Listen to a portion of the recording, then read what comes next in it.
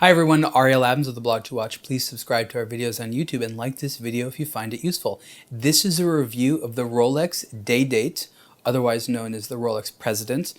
Actually, President is the official name of the bracelet, but not the official name of the watch. But Rolex kind of gave it this name because in the 1950s, when the watch originally came out, they found that a few actual US presidents and other world leaders were wearing it, so they called it the President's watch, and that sort of stuck.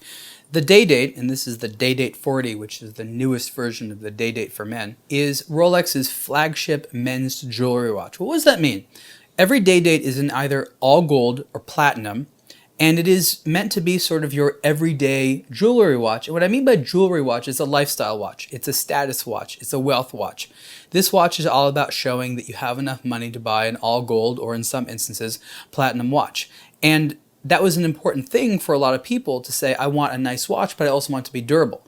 This watch was born in a time when durability, reliability, accuracy, and things like that were really important to watch buyers. And again, this is a collection. The President, the Day-Date, has been around since the 1950s. The Day-Date 40 introduced a new movement when it came out, which is the Rolex caliber 3255, and this is the first of what they call the superlative chronometers.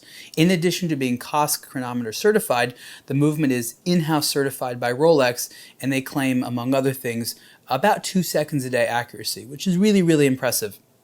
The Day-Date has the President bracelet, and what's really interesting about this bracelet, at least in the modern form, is inside are small ceramic tubes. They look like little white straws, and they're designed to increase the longevity of the bracelet. So when it articulates, rather than metal working on metal, there's a ceramic buffer, and that greatly increases the longevity of the watch. And that's sort of a testament to the fact that Rolex wants these watches to last a long time.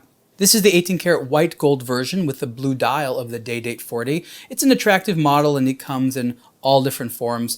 Bezels with diamonds, diamond hour markers, different types of colors, different types of styles of bezel, even with engravings and other types of looks. Let's put the watch back on.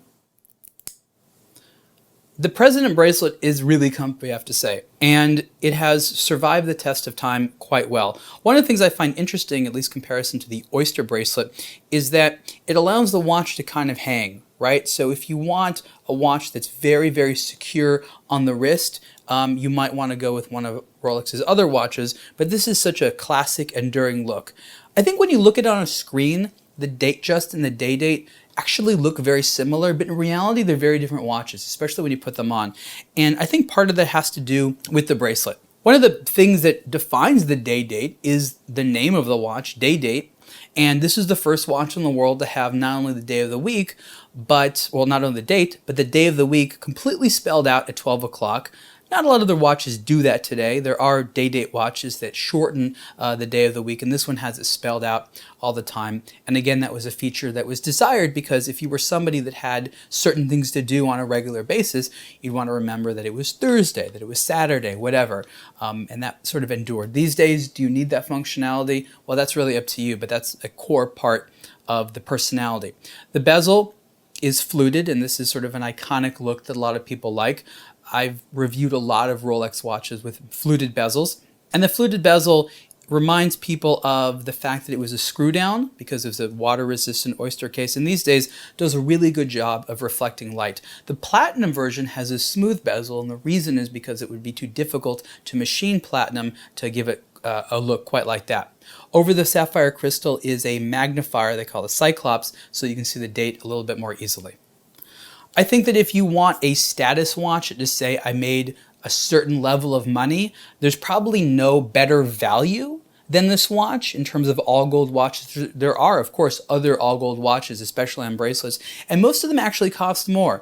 The Rolex, in terms of quality, in my opinion, can't be beat, and a lot of other people would definitely agree. At the same time, the price is less than other all-gold watches, even though it's still expensive as an all-gold watch. This particular white gold version is priced at $37,550, and this Day-Date 40 is the reference 228239. You can see the full review on aBlogtoWatch.